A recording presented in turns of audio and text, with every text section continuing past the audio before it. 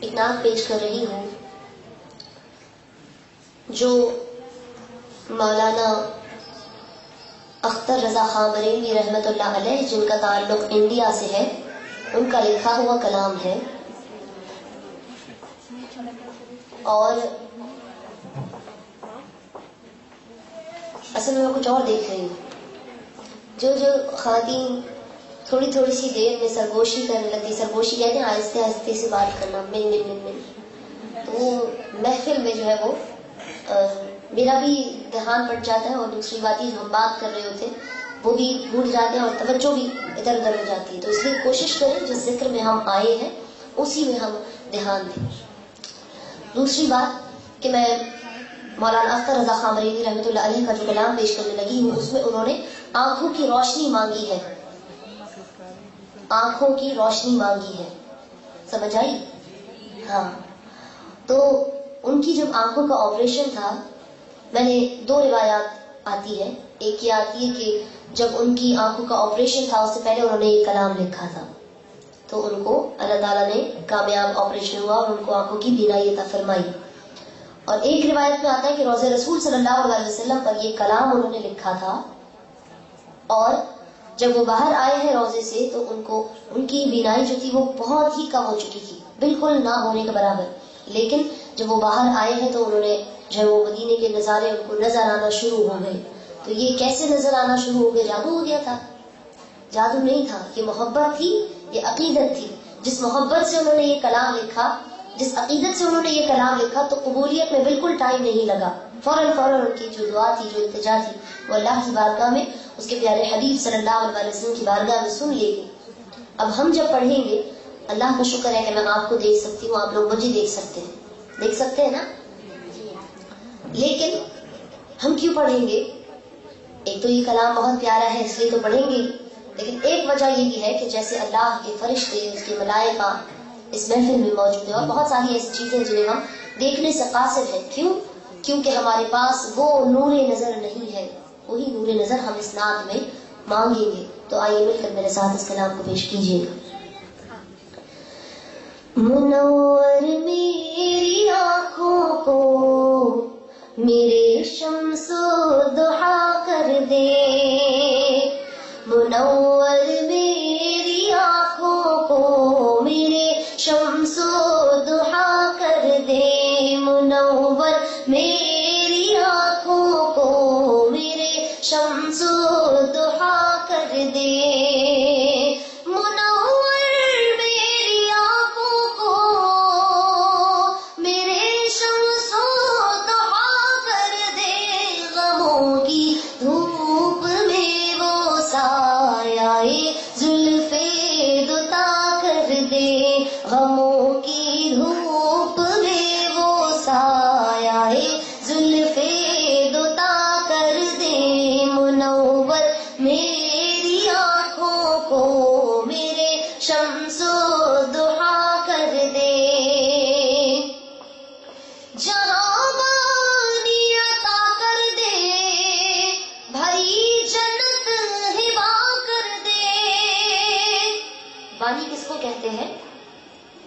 حکومت کو، بادشاہت کو. اور ہبا کر دینا کس کو کہتے ہیں؟ تحفہ اور خیرات کر دینے کو.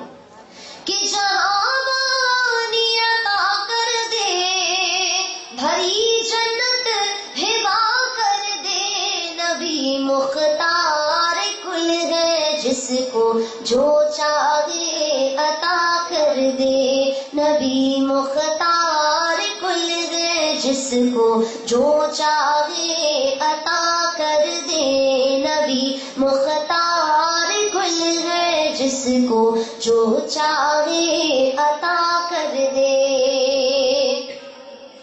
جہاں میں ان کی چلتی ہے وہ دم میں کیا سے کیا کر دے، جہاں میں ان کی چلتی ہے وہ دم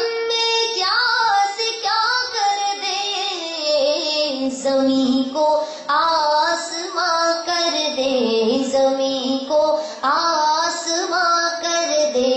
سریا کو سرا کر دے، زمین کو آسماں کر دے، سریا کو سرا کر دے، نبی مختار کل ہے جس کو جو چاہے عطا کر دے، اور نبی سے جو ہے بیگانہ اسے دل سے جدا کر دے۔ حدیث مبارکہ ہے کہ کوئی شخص، مفہوم ہے کہ کوئی شخص اس وقت تک کامل مومن نہیں ہو سکتا جب تک کہ وہ اپنی جان، اپنی مال، اپنی اولاد، یہاں تک کہ ہر وہ چیز جو اسے اپنی جان سے زیادہ عزیز ہے اس سے زیادہ حضور اکرم صلی اللہ علیہ وسلم سے محبت نہ کرے۔ سمجھ آئی بات؟ جب تک حضور اکرم صلی اللہ علیہ وسلم سے اسے اپنی جان، مال، عزت، آبرو، اولاد، ہر چیز سے زیادہ محبت نہ ہو جائے گی تب تک وہ دین اسلام میں کامل مومن کی حیثیت نہیں رکھتا۔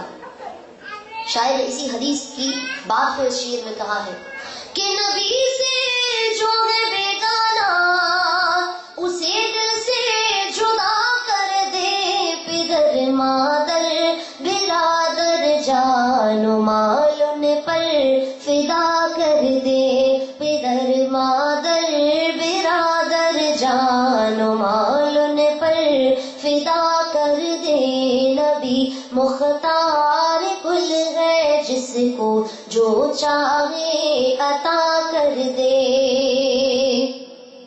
خطائیں کرنے والا میں، عطائیں کرنے والے آپ، خطائیں کرنے والا میں، عطائیں کرنے والے آپ، میرے آقا میرے آقا میرے آقا میرے حق میں اسے دستور سا کر دے، میرے آقا میرے حق میں اسے دستور سا کر دے، نبی مختار کل ہے جس کو جو چاہے عطا کر دے۔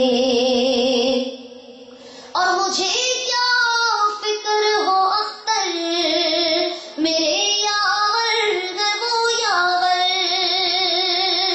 ایک کہاوت میں نے ایک جگہ پڑھی تھی، ایک عبارت کہ اپنے رب کو مت بتاؤ کہ تمہاری مشکل کتنی بڑی ہے، بلکہ اپنی مشکل کو بتاؤ کہ تمہارا رب کتنا بڑا ہے۔